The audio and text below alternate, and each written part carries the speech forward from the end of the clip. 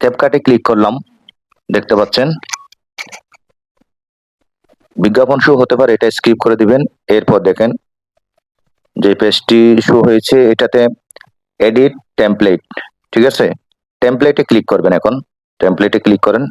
হ্যাঁ, টেমপ্লেটে ক্লিক করার পর এই ডিজাইনগুলো আপনি দেখবেন। এখানে এই ডিজাইনগুলো ক্যাপকাট থেকে ওরা নিজেরাই রেডি করে রাখছে। এখানে এখানে আপনার ছবি, আপনার যার ছবি, অর্থাৎ এখানে একদম ছোট বড় সবার জন্যই আপনি ডিজাইন রেডি করতে পারবেন।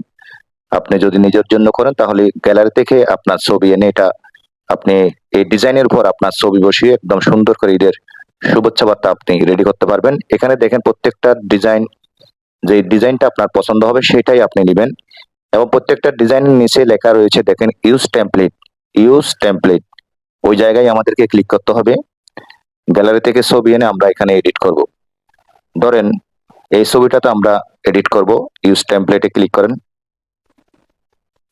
গ্যালারিতে গেলাম, আমার ছবি নিয়ে আসলাম।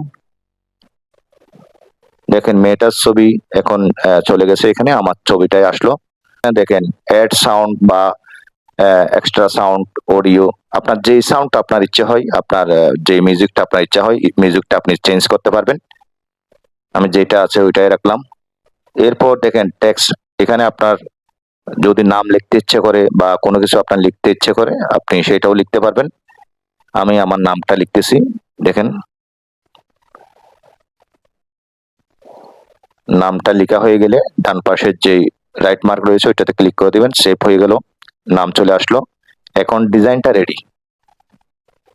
দেখেন ডিজাইন রেডি হওয়ার পর এক্সপোর্টে ক্লিক করবেন। এদিকে কর্নারে যে 720 রেজুলেশন আছে ওইটাকে 1080 এইচডি করে দিবেন বা যেটা আপনার ইচ্ছা। হ্যাঁ, এরপর ডিভাইস, সেভ টু ডিভাইস, আপনি ডিভাইসে সেভ করবেন।